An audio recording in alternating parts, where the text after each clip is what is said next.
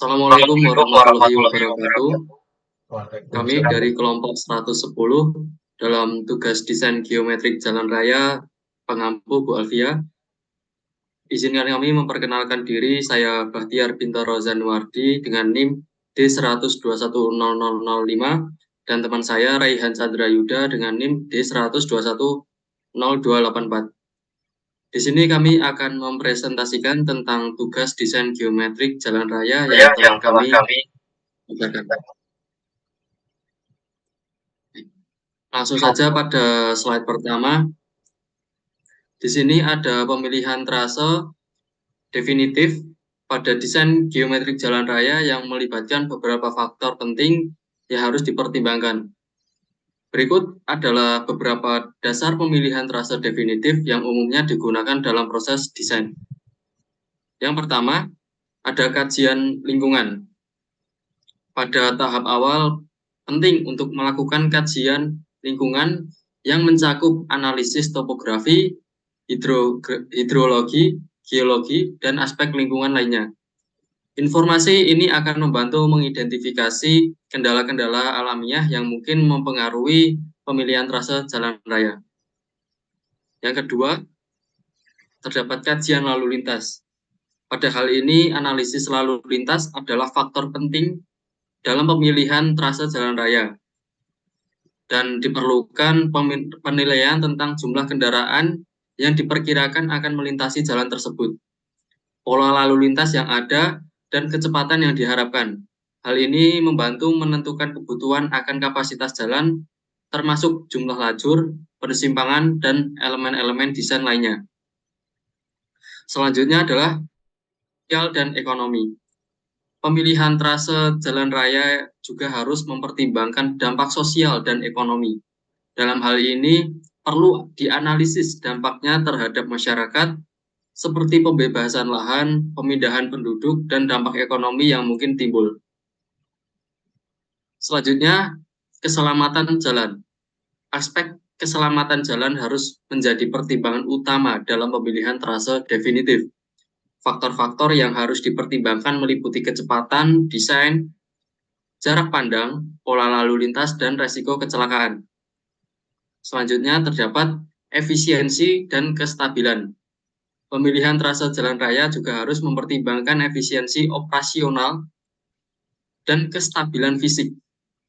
Jalan yang dirancang harus efisien dalam hal perjalanan, termasuk jarak tempuh, waktu tempuh, dan biaya operasional. Selain itu, kestabilan lereng dan drainase yang memadai juga harus diperhatikan. Terakhir adalah konsultasi dengan pihak terkait dalam proses pemilihan trase definitif. Konsultasi dengan pihak terkait seperti pemerintah daerah, pemilik lahan, dan masyarakat lokal juga penting.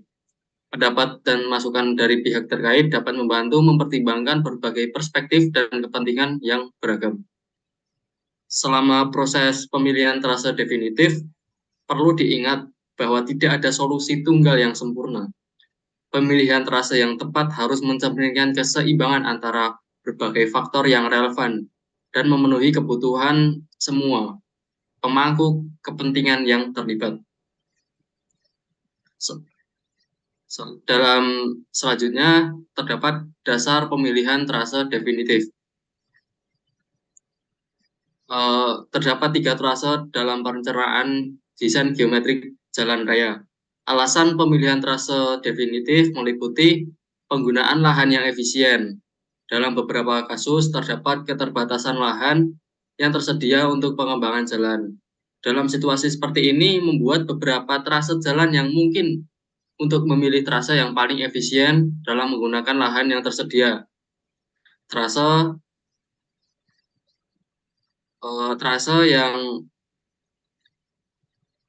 yang berbeda dapat dievaluasi berdasarkan faktor-faktor seperti topografi, kebutuhan lingkungan, dan aspek sosial ekonomi untuk memaksimalkan efisiensi penggunaan lahan. Selanjutnya, ada kondisi geoteknik dan topografi. Terkadang kondisi geoteknik dan topografi suatu area tidak memungkinkan pembangunan jalan yang lurus atau langsung. Dalam situasi ini membuat beberapa trase jalan dapat membantu menyesuaikan desain dengan kondisi tersebut. Berbagai trase dapat dieksplorasi untuk menemukan solusi terbaik yang mengurangi dampak geoteknik dan topografi yang sulit, seperti kemiringan yang curam atau tanah yang tidak stabil. Selanjutnya, menghindari kendala lingkungan. Beberapa daerah mungkin memiliki kendala lingkungan yang perlu diperhatikan dalam perencanaan jalan. Misalnya adanya kawasan lindung, habitat satwa liar, atau sumber daya alam yang perlu dipertahankan. Dengan membuat beberapa trase jalan, perencanaan dapat mempertimbangkan dan memilih trase yang paling sedikit berdampak terhadap lingkungan yang sensitif. Selanjutnya, meningkatkan keamanan dan efisien. Beberapa trase yang dapat memungkinkan perbandingan dan evaluasi berbagai aspek desain, termasuk keamanan dan efisien lalu lintas. Dalam beberapa kasus, mungkin ada trase alternatif yang menawarkan rancangan yang lebih baik untuk menghindari titik-titik konflik, meminimalkan resiko kecelakaan, atau meningkatkan kapasitas lalu lintas. Dengan mempertimbangkan beberapa trase, perencana dapat memilih opsi terbaik untuk mencapai tujuan tersebut.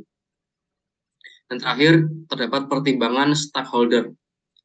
Pembangunan jalan sering melibatkan berbagai pemangku kepentingan, seperti masyarakat lokal, pemilik lahan, otoritas lingkungan, dan pihak berwenang. Dalam situasi di mana keberagaman perspektif dan preferensi terjadi, membuat beberapa trase jalan mungkin perencana untuk melibatkan stakeholder dan mempertimbangkan masukan mereka. Ini dapat menghasilkan keputusan yang lebih inklusif dan berkelanjutan yang mencerminkan kebutuhan dan aspirasi semua pihak terkait. Selanjutnya, terdapat tabel kriteria desain teknis jalan yang akan disampaikan oleh Mas Rehan. Waktu dan tempat saya persilakan.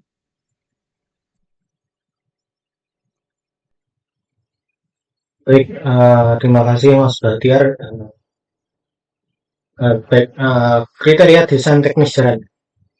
Nomor 1 ada peran, nomor 2 ada penggolongan jalan. Penggolongan jalan itu ada beberapa poin yang digunakan. Poin pertama adalah golongan jalan. Dalam kriteria desain utama dalam PDGJ 2021 menggunakan arteri sekunder. Hasil desain yang kita gunakan dalam PDGJ juga arteri sekunder sesuai dengan pedoman. Untuk poin kedua adalah sistem jaringan jalan atau SJJ. Nilai kriteria desain utama dalam PDGJ adalah SJJ sekunder atau perkotaan. Hasil desain DGJ yang kita gunakan adalah SJJ sekunder sesuai dengan pedoman yang ada. Lalu untuk C ada status jalan. Desain utama dalam PDGJ adalah jalan kota sesuai dengan yang kita gunakan juga jalan kota. Lalu untuk D ada fungsi jalan. Dalam desain utama PDGJ 2021 adalah jalan arteri dan kita gunakan adalah arteri. Untuk kelas jalannya ada kelas 1 sampai kelas 3. Hasil desain yang kita gunakan adalah untuk kelas 2 karena perkotaan dan jarang dilewati kendaraan berat seperti truk besar atau bis-bis besar. Lalu ada F, spesifikasi penyedia prasarana jalan atau SPPJ. Nilai kriteria desain utama dalam PDGJ 2021 adalah JSD. Dan kita gunakan adalah JSD sesuai dengan pedoman desain geometri jalan tabel 5-1. Karena kecepatan yang digunakan adalah 30-60 km per jam. Hasil desain yang digunakan adalah 60 yang tertinggi, sesuai dengan pedoman yang ada. Baik, lanjut Mas.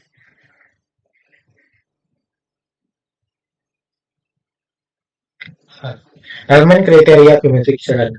Sini ada beberapa poin penting ya, 1-8. Yang pertama adalah kecepatan desain. Satuannya menggunakan kilometer per jam dan simbolnya adalah VD. Baik, kriteria desain utama dalam PDGJ adalah 30-60 km per jam. Yang digunakan adalah 60 km per jam kecepatan yang tertinggi yang ada dalam pedoman desain geometri jalan. Untuk grade, nomor poin 2 adalah untuk grade dan kelandaian maksimum. Satuannya adalah persen. Nilai kriteria desain utama dalam PDGJ itu semua sama untuk perkotaan, yaitu 6%. Jadi kita juga gunakan yang 6%. Lalu untuk 3, kekesatan melintang paling besar atau simbolnya Fmax. Ukurannya itu 0,9 sampai 0,18 di dalam kriteria utama PDVC. Nah, tapi yang kita gunakan adalah 0,15 sesuai dengan kecepatan VD-nya yaitu 60 km per jam. Untuk super elevasi paling besar atau simbolnya IMAX yaitu di dalam kriteria PDVC atau ukuran 4% sampai 8%. Hasil desain yang kita gunakan adalah 4% karena pada jalur perkotaan. Untuk perkotaan emang lebih baik digunakan untuk yang 4% daripada yang 6 dan 8%. Lalu kelima ada radius lengkung horizontal minimum atau simbolnya Rmin.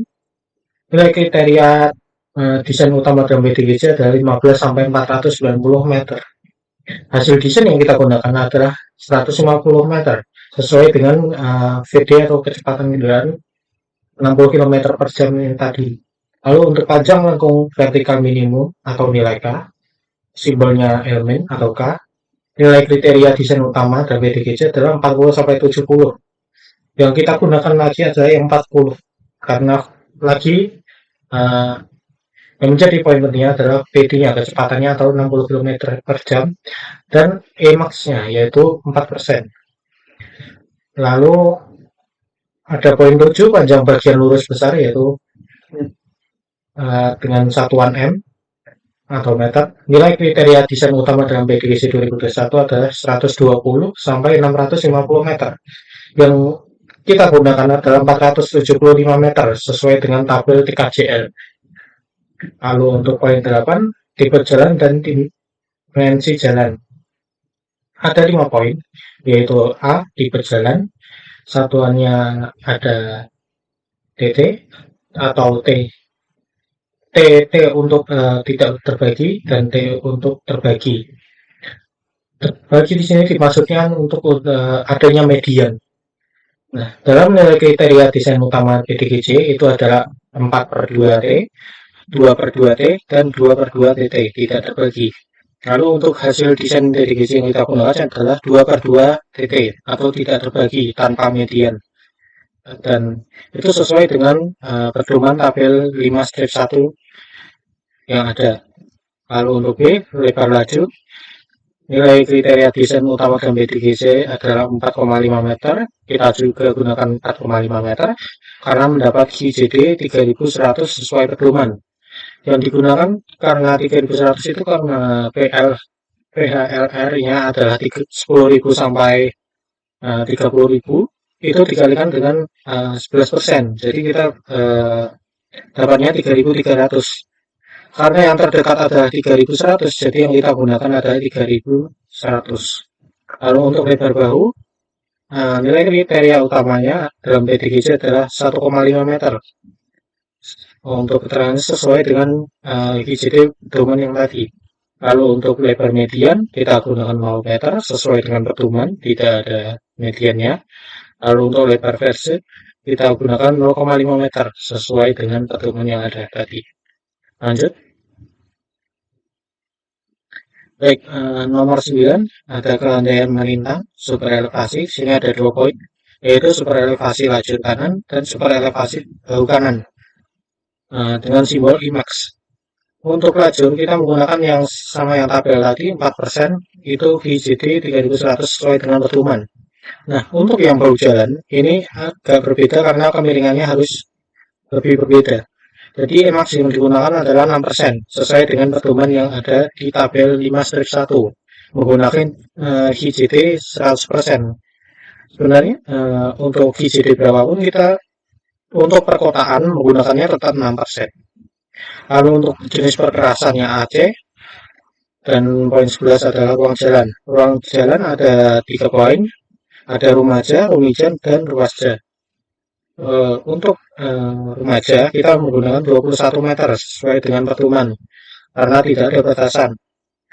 Lalu untuk rumija kita menggunakan 24 meter dan di pedomannya adalah JSD-nya minimal 15 meter. Jadi kita lebihkan untuk jalan perkotaan karena kemungkinan perkotaan akan kendaraannya lebih banyak. Jadi diluaskan. Lalu untuk ruang pengawasan jalan ruasnya kita menggunakan 30 meter dan pada pertemuan minimalnya adalah 15 meter. Lalu untuk poin 12, jarak terdekat antar persimpangan sebidang adalah 0,55 km sesuai dengan perencanaan CAT. Dan di poin 13, jarak terdekat antar akses persil yaitu 1,3 km sesuai dengan gambar perencanaan CAT. Baik, selanjutnya Mas. Nah, ini untuk gambar desain sebelum 200 meter sebelum tikungan. Sini ada persenannya -2% dan -2% untuk kanan kirinya. Baik, gambar selanjutnya. Mendekati tikungan lagi 50 meter 150 mendekati tikungan itu ada perbedaan lagi untuk persenannya yaitu -2 dan 0%. Lanjut Mas. Baik. Untuk 25 meter selanjutnya ada lagi pemiringan. Pemiringannya bertambah miring yaitu -2% plus 2% untuk lajur kanan dan lajur kiri. Lanjut Mas. Dan untuk titik tengah tikungan itu atau titik paling tengah yang ada di tikungannya itu paling miring -4% plus 4%. Ini sudah sesuai dengan pertemuan yang ada seperti tadi. Baik, untuk saya cukup sekian. Saya kembalikan lagi ke Mas Bahtiar.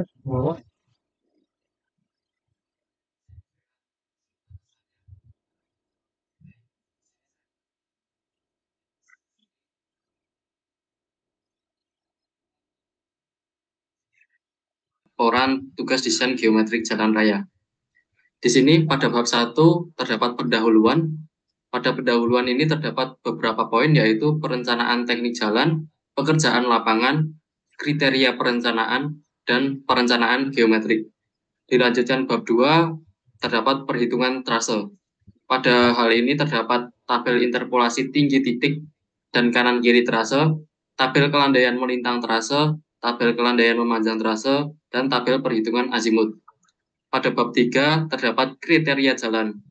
Ada 2 poin yaitu tabel parameter pemilihan trase jalan dan perhitungan persimpangan jalan raya baru dengan jalan raya lama.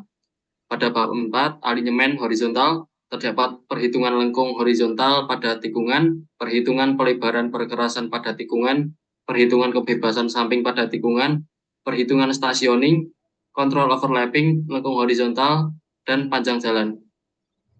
Pada bab 5, alinyemen vertikal terdapat tabel elevasi muka tanah asli, tabel elevasi rencana muka jalan, perhitungan kelandaian memanjang dan letak PPV, perhitungan lengkung vertikal, kontrol overlapping, kontrol panjang kritis, dan kontrol kelandaian maksimum. Mungkin itu saja yang dapat kami sampaikan dari kelompok 110. Terima kasih. Assalamualaikum warahmatullahi wabarakatuh. Waalaikumsalam warahmatullahi wabarakatuh.